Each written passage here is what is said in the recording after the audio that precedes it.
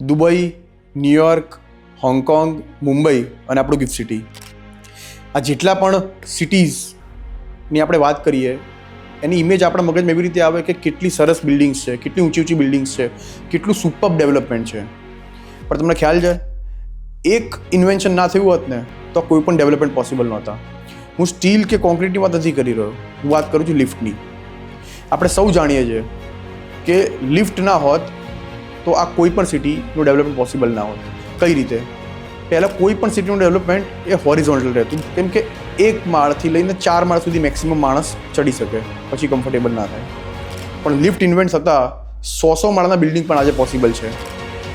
પહેલાં રિયલ એસ્ટેટની અંદર ground floor હોય ને એની કિંમત સૌથી વધારે રહેતી, જ્યારે આજે પેન્ટ હાઉસીસ અને જે ટોપ ફ્લોર છે એની પ્રાઇસ સૌથી વધારે રહેતી હોય છે, કેમ કે એને લક્ઝરી કન્સિડર કરવામાં આવે છે.